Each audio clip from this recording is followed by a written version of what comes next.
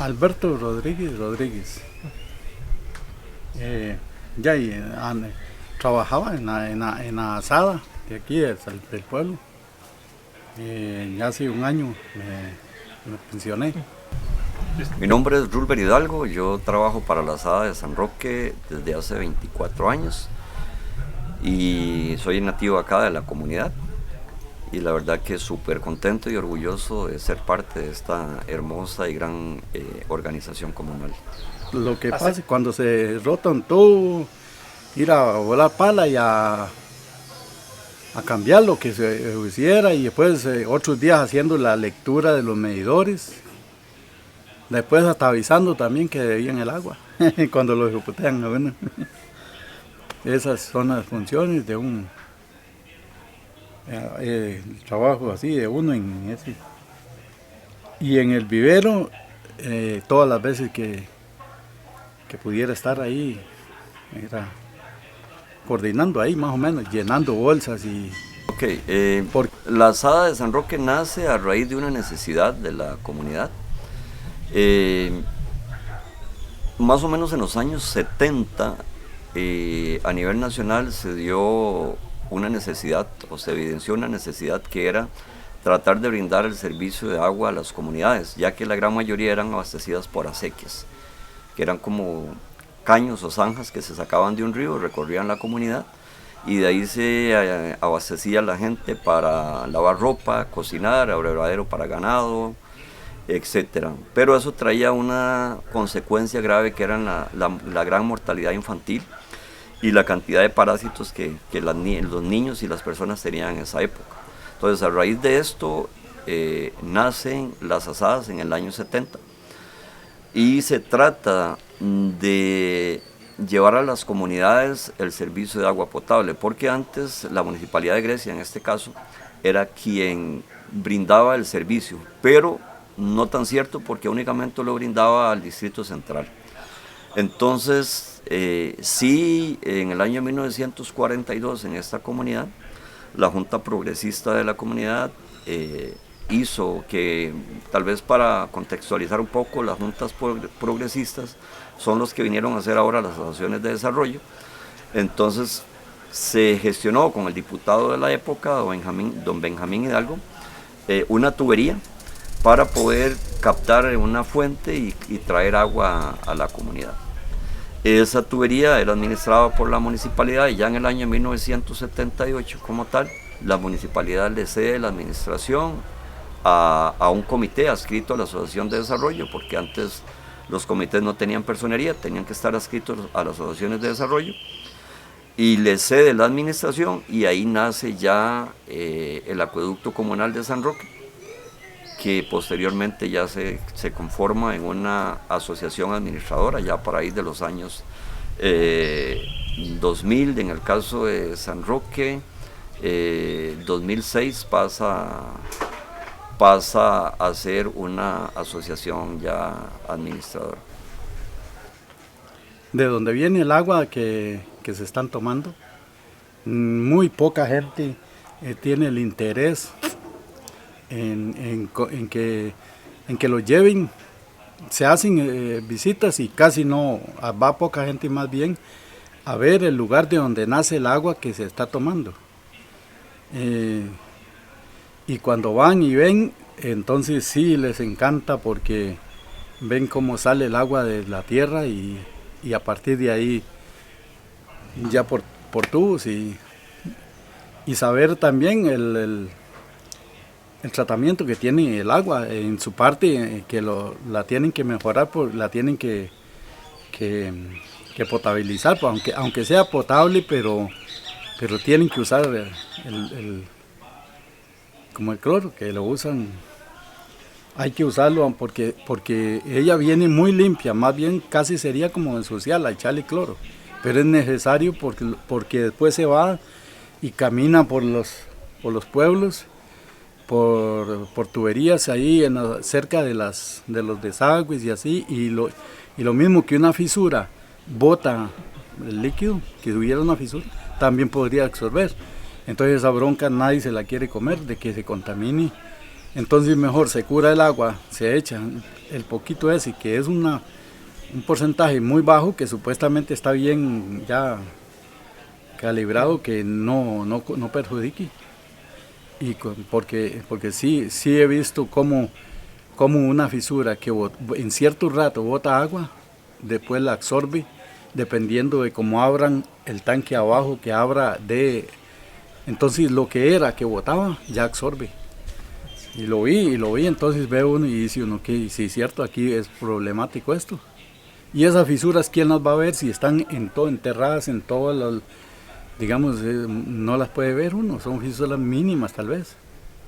Esas cosillas deberían de conocerlas y ver,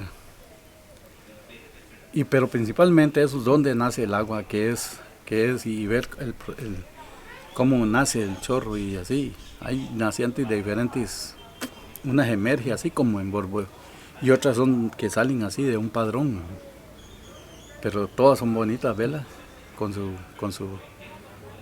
manera. Algunas que brotan así y en vez de salen como bombillas de aire y dice uno, ¿qué será? ¿Por qué? ¿Y dónde viene esto? ¿Por qué hay aire? Como que hay aire. Entonces se queda uno, pero no sabe uno qué es. Pero otras son así, ya directas de los padrones, que son captadas y eso es lo que yo diría. Ok, la Asada de San Roque cuenta ya con 2000 abonados. Los desafíos más grandes que tiene este tipo de organizaciones es mantenerse en el tiempo. Somos organizaciones vulnerables que el solo hecho de tratar de abastecer de agua potable a la población que ya tenemos es todo un reto, y más todo lo que estamos viviendo con el auge inmobiliario en el Cantón de Grecia aún se complica más, porque las fuentes tienen una limitante y en estos momentos lo que consume la comunidad versus lo que produce la fuente estamos, digamos que, igualados.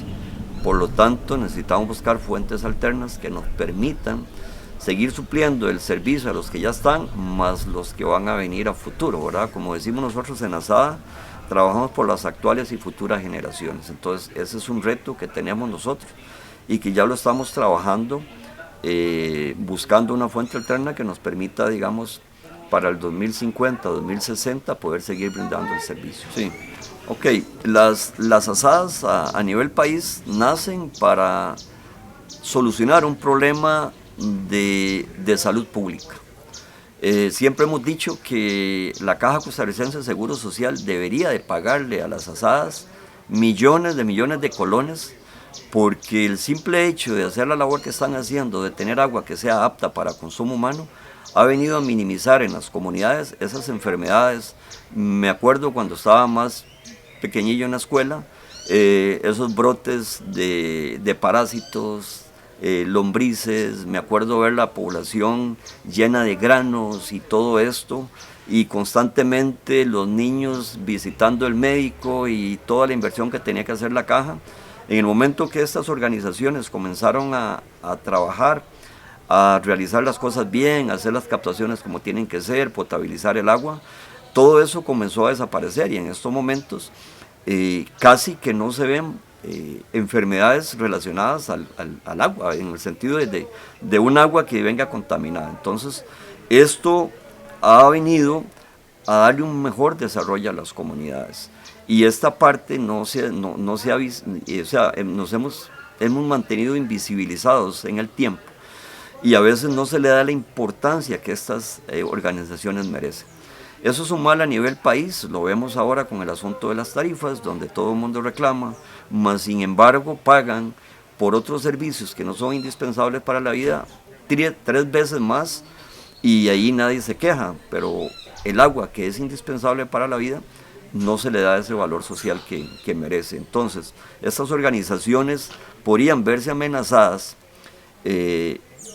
al manejar un recurso que es indispensable y que podría eventualmente ser muy comercializable a nivel de algunas personas que vengan a querer decirle a las comunidades que no están preparadas para manejar estas organizaciones. Sin embargo, la historia dice que sí están preparadas, o sea, que a pesar de ser empíricos, las personas que están en esto y ser un voluntariado, personas que trabajan a honoren, que dan su tiempo, han demostrado que han hecho estas organizaciones, pequeñas empresas comunales, que siguen trabajando por el bien de la comunidad y sobre todo por el desarrollo.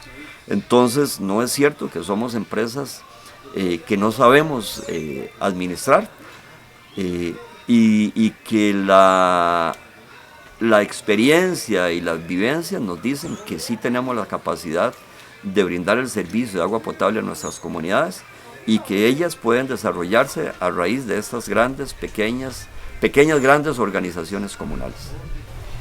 Pero ya antes de pensionarme, ya siempre se coleccionaba semillas. Como el acueducto comenzó a comprar tierras para protección, entonces se coleccionaban semillas. Y entonces se apunta en un cuaderno si encontraba sotacaballos, en qué época era que había que ir a buscar las semillas, porque cada cosa echa las semillas en distintas épocas. Entonces se apuntaba para tener un registro de que uno, si hay que ir a buscar alguna especie, entonces en qué tiempo era que había que ir y después a recolectarlas y hacer semilleritos pequeños, porque ya eso no es como en grande, es algo como hay que hacer variedad, hay que meter variedad y entonces no hacer una especie un montón y entonces hay que hacer pequeñitos semilleritos para trasplantar después a las bolsas. Y en el acueducto entonces se compran las bolsas y se busca tierras que sean buenas, se les ayuda con algunos fertilizantes naturales o como la gallinaza y otras cosas y después ya se llenan las bolsas con gentes, en veces grupos, hasta del banco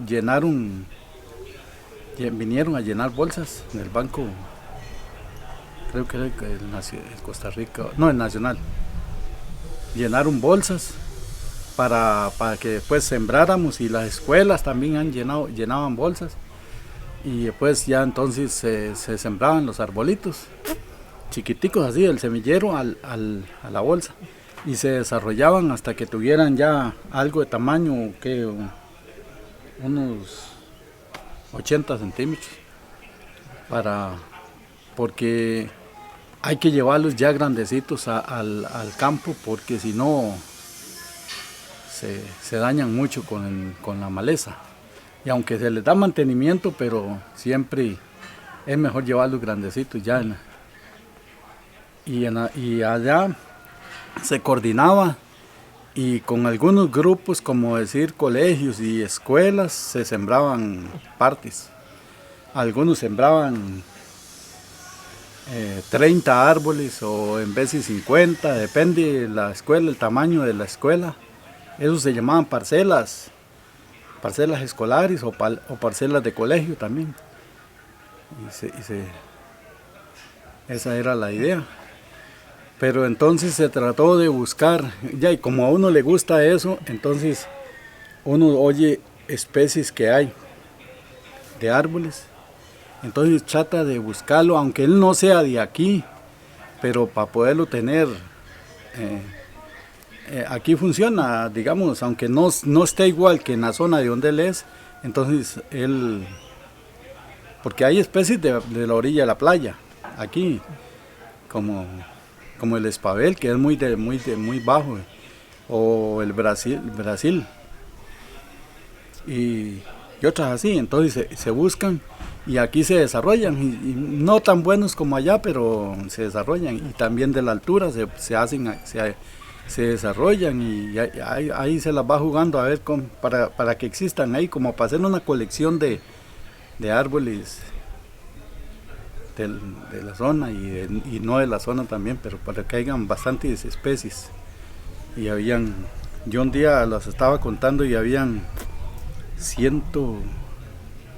ahora ya me olvidó, 100 y resto de especies ya sembradas ahí, que uno comienza a contar, pero 100 y entonces cuesta llegarle a ver que hayan 100 y sí las hay, las 100 especies, 100 y resto, 120 creo que era. Esa es la... porque el bosque que se forma, donde se siembra, se vuelve... Hay veces que le dicen a uno que hay que sembrarlo más distanciado para que los árboles se desarrollen así. Pero también cuando uno lo siembra algo más bien tupidillo, después se pone digamos, toda una capa de vegetal así de grande, de 20 centímetros, de puras hojas, y no dejan ni moverse al agua, no pasa agua, toda se resume en esa cantidad de material. Entonces, lo que aporta al suelo es un montón de vegetal que no hace que las lluvias escurran bastante. Entonces se siembra algo tupidillo los árboles, y ya después sucede la selección natural que se van muriendo unos y quedan otros que son los que agarran así se hace. Si hay poco más, entonces ya, y qué mejor que estar invertido en la tierra en protección de la misma agua. Y digamos, en este acueducto no solo se ha protegido las nacientes, porque las nacientes están por algunos lados ahí, pero porque se ha comprado tierra hasta arriba, en una zona de protección que hay mucha, que es una zona de recarga. Se compró un terreno grande y ya está, que hoy andábamos allá, y está ya la parte que se sembró de árboles, se camina uno por debajo y ya son árboles grandes, ya hay árboles de 8 y de 10 metros de alto, aunque son flacos porque están en la competencia esa. De salir afuera, entonces, pero ya usted camina por todo lado, por debajo, y antes cuando se sembró había muchas matillas de mora, de esta que puya, y ya ahora camina uno por todo lado y no, ya ni eso está, ya ahora está todo aquello cubierto de hojas el suelo y bien protegida la tierra entonces la lluvia viene y ya no corre para ningún lado. Toda se filtra en ese montón de hoja de material. Esa es la más... Bueno, creemos que la participación comunal es de suma importancia en este tipo de organizaciones. Son organizaciones que nacen de la comunidad y están para la comunidad. Y a veces hay mucha apatía por parte de los mismos miembros. En algunos casos... también porque consideran que las cosas se están haciendo bien, pero en otro caso hay mucha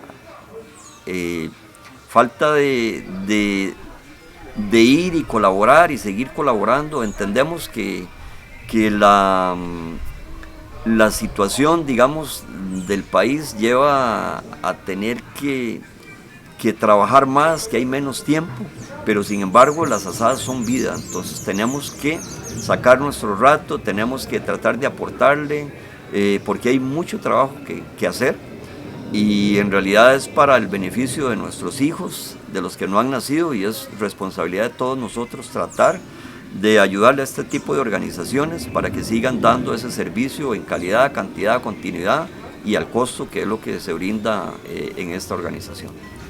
Porque uno va con los chiquitos y en veces a sembrar y hasta los grandes cuesta, porque hay grandes que han trabajado poco en el campo, entonces la bolsa la desbaratan mucho y entonces hace mucho daño al árbol.